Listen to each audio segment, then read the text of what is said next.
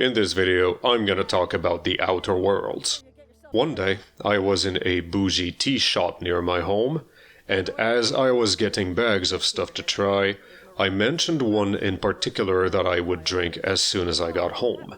It transpired into the conversation that I lived less than a couple minutes walk away from the shop, and yet, as I declared that I had gotten everything I wanted and I was ready to pay up, the lady loudly exclaimed, "Would you like to purchase a cup of one of our delicious hot teas to go for just $4.99? And then she leaned towards me and she whispered, "I know I look stupid, but my manager is within earshot." A corporation wants money. It wants all the money, and that includes your money. If it was feasible for a corporation to make money by putting a gun to your head and robbing you blind, it would do so without a second thought. Considering all that is going on with the Great Resignation and the work reform movement, there could not have been a worse time for me to choose this game as the one to fill my evenings with. The exaggerated dark humor parody that it was going for actually felt like a documentary in much the same way as people find Idiocracy to be a prophecy for a man-made slow-cooked apocalypse. Within the exaggeration, I witnessed glimpses of profound sadness. It was sad because it was true. In case anybody has been living under a rock for the past year, you will want to know that the lower classes of employment, and I surround this with quotation marks as large as I can make them, have been quitting their jobs, and they are not coming back.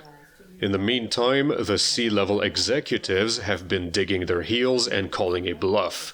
They can afford to do this because they have functionally unlimited resources, and they can simply crawl back onto their pile of money and wait it out if the going gets rough, all while expressing utter bafflement at the situation.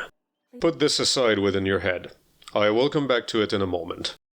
Your story begins in the space equivalent of a Texas panhandle after it has been dipped in Art Deco and sprinkled with space-age drunken has-been optimism past the point of failure. Everyone and everything belongs to mega corporations, and it is covered in pretty labels while the general population starves to death. Everyone has been rendered stupid and dependent on their employers just for the hope of surviving long enough to see themselves with gray hair. You have been thrown into the system as the proverbial wrench in the works. Good luck. In order to make it to the end of your adventure, you have a grand selection of skills at your disposal, including but not limited to melee weapons, guns, dialogue, engineering, subterfuge, and the ability to get your party members to face roughly in the same direction as you do. Your selection of skills is what will carry you on to the conclusion, and the intent is that a playstyle that does not involve actually shooting the entire world dead is seen as viable. In this fashion, whether you choose to kill anyone who disagrees with you, blackmail them with stolen documents, pick the key right out of their pockets, or convince them that they should just hand the key over to you, is all part of how you choose to portray yourself. There is no right or wrong build, although there will eventually be a subtle pressure to begin specializing so as to pass the more advanced skill checks. The roleplay part of the acronym RPG goes into full force mode when it turns out that not all of the answers are necessarily right, and that a skill check can be a blessing as much as it is a trap. You can and you will encounter situations in which you can use your engineering know-how on somebody. The game lets you know that you are using that skill, but your target tells you to fuck right off because your engineering trivia did not correspond to his personality. That said, nothing stops you from choosing all of those wrong answers, even if they seem obviously wrong, because this is your character. And if you want your character to spew his expertise around to a pathological extent, like you had just min-maxed Harry Dubois, you are free to do so, and to reap the hilarity of whichever situation you landed yourself into. You can choose to be a hero of the people, or a complete asshole, or anything in between to your heart's content. I am not the person to ask for the sillier builds and choices, because I always take the goody two-shoes Paragon route, and I finished Disco Elysium as the boring cop. I will leave the asshole run to Moist Critical, who has done a magnificent job killing the entire population of Los Angeles simply from driving from one crime scene to another in L.A. Noire. Along the way, you will come across shops and chests aplenty, so that you can resupply on ammunition, healing, utility, items, equipment. Oh god, the equipment has levels. I thought we had finally let go of this bullshit of having to switch equipment simply because you found a gun that is perfectly identical to the one that is in your hand, except the new gun deals twice the damage, because of course it does. You will not switch equipment all that often, but the principle is still offensive, and the insult to injury is that you will have to carry several suits of armor simply because you will need to put on the one with a different skill bonus so that you can pass a skill check that you cannot do with your main outfit. ProZD called the entire world out on it 5 years ago, but I guess some people are just that hard of hearing. The old-school RPG go-to design decisions rear their head in the form of ammunition stored in kitchen cabinets and money stored in refrigerators. Items are located in places that only the mentally ill would have thought of, at least until somebody chose to hand-place a few items in logical places. But that is the thing. Either it took a human to make up for an AI that has no clue of what goes where, or it all started with the human and then he got bored and automated his own job. You are left opening more containers than you can care about simply to have a steady income and enough bullets to shoot. This is the kind of thing that transpires after a while. There is effort, it is visible and palpable. There are nice little improvements and attention to detail, like characters and dialogue turning away to read a paper you gave them, and then the whole experience kind of fizzles out at about 80%. One cannot argue that 80% on a school test is an excellent result, but this time it feels like, at some point, the passion became passive, and then the work got done just because it was there. It reeks of, Hey, I know you got all your work done and it is only 10 a.m., but we still want your ass on the seat until 5. Hey, the teacher didn't show up, but you still have to be physically in the classroom, and a prefect will take attendance and watch over you for the next hour. Hey, I know you have bad feet and they hurt like hell, but we cannot give you a chair because the old ladies shopping here think it's unprofessional. Hey, it seems you missed the bus leaving school, so come back inside and do the bullshit work I usually give to detention students until the next bus shows up.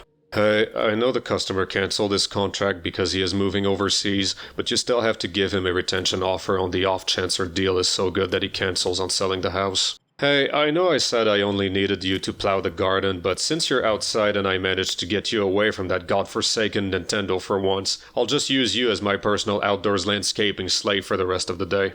Hey, since we happen to be at the corporate happy hour right now, I thought I would come up to you with all my tech support questions so that I can get quick answers without having to file an IT ticket. Hey, I know I sent you an email 30 seconds ago, but I will show up at your desk in person to verbally recite the email word for word anyway. Hey, I know that the mistake on the introduction page was nothing more than a typo that the spell checker didn't pick up, but please sit motionless while I give you a 15-minute lecture about work ethic and then get angry over the time you made me waste delivering it to you. Hey, there is no way you could have gotten the letters from the administration office that quickly, so you are going to walk to the end of the hallway, and you are going to walk back, and I am going to watch you to make sure that you walk and not run. Hey, I know you gave me this report last Monday, but I checked it just now at 4:30 p.m. this Friday, and the numbers aren't right, and I need you to fix this because I have a meeting with the client first thing next Monday. Hey, I know that Jason sucker punched you so hard that you fell unconscious and needed stitches, but rules are rules, so we are putting a strike on your record for fighting. Hey, I know you said that this thing was your inhaler, but until we see a doctor's note, we will have to suspend you and also notify the deputy sheriff. Hey, I know that the enemy team has a ton of melee attacks and crowd control, but I am a Genji one-trick. Perfect might be the enemy of good, but nobody said that Perfect had to necessarily get beaten to death with extreme prejudice. Oh well. At least there is some mitigation in that the imperfections are familiar ones, and that is always better than attempting something novel that was certainly an excellent idea while in the middle of butt-chugging a shower beer. Fact remains, though, that the gunplay will never be as good as Destiny 2, the dialogue choices will never be as good as Disco Elysium, and the world will never feel as handcrafted as Fallout. If you stick to the base game, you will spend about 45 hours from beginning to end, assuming that you fully explore as many side quests as you can, and that you do not beeline straight through the main story. Each expansion adds 15 hours of content apiece, and a new environment to explore along with the usual peppering of side storyline. Curiously, the DLCs happen concurrently with the main story instead of afterwards, and trying to go to the last mission in the main game triggers a warning to that effect. If you think about it, it means 60 hours of witnessing a universe in which a solar system is ruled by an incompetent, wealthy, and pampered class of aristocrats who could not care less about the world around them. The working class has had all independence beaten out of it, is legally treated as property, is made to vomit corporate slogans lest they have their 4-hour nightly sleep privileges revoked, is forced to toe the line because the corporations hold them hostage against one another, and they are completely aware of their sick, sad predicament. They have a mouth, and they are forbidden from screaming. Maybe the theme is just too heavy-handed in the circumstance. This came out shortly before the pandemic began, and if the virus had not existed, I am certain that this game would have been a scathing parody of hyper-corporate culture, and the story would have ended here. But now that the world has been disrupted, and the relationship between employees and management have reached their boiling point, what should have been a joke has instead become a mirror of what many experience in their daily work life. Everything sounds like an exaggeration until someone right next to you says that this really happened to him. There is comedy buried in all of this. The comedy is dark and steeped in reality to such an extent that we might no longer distinguish what is a joke and what is a social commentary. Perhaps the man on the stage knows, but if we interpret his message differently, does the fault lie on us or on the comedian? Only time will tell, and a couple decades from now, we will look back on a show in which it seems like the audience is laughing in all the wrong places. All right, my supervisor just walked out of earshot. In short, this game is George Carlin.